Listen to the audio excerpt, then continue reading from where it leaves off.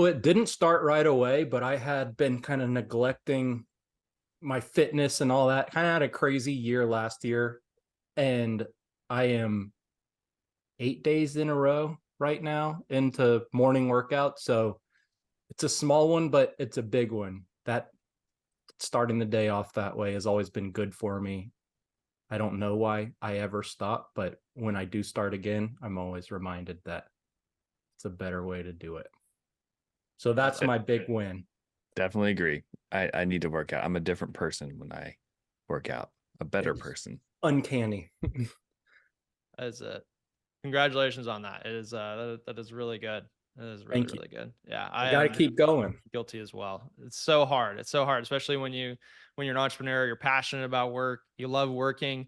It's hard to balance the two. Yeah. At least that's what I find. So congratulations. Thank you. Yeah. Yeah. Keep going. So I will really hear what I want to start at the beginning is just really hear your story. And I think that's going to be something that most of the people listening are not necessarily going to know. How, like, go to the beginning. How did you even get into the roofing industry? And then kind of walk us through how you got to this point in your career. Yeah. So as I was like ending college, I was working for like the last 2 years of college. I was a 5-year college guy. The summer between junior and senior year and senior year and second senior year, right?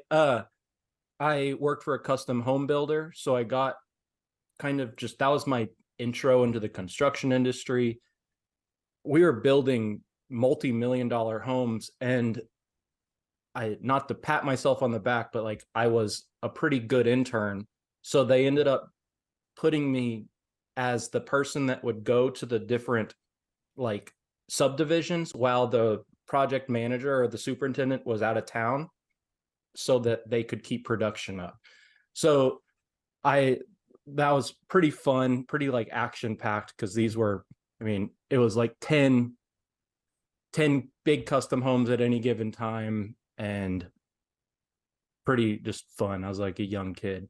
I wanted to get a job at that company, and they offered me a job, and then they ended up laying off a ton of people. And I know the owner, and he was just like, Brad, you can come, but like I don't know if now's a good time.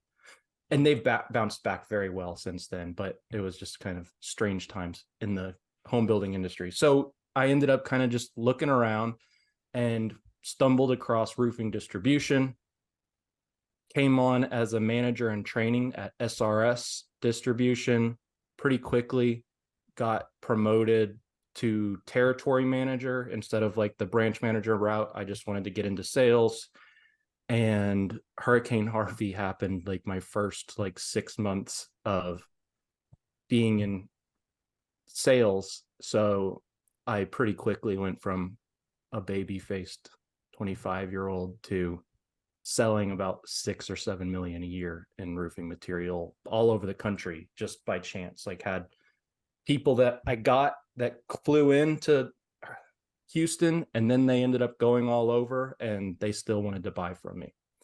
And then I started a roofing, or I not started, I joined my buddy who's one of my clients in his roofing company for close to a year, a little less. At the same time, I started a marketing company as like what was going to be a side hustle.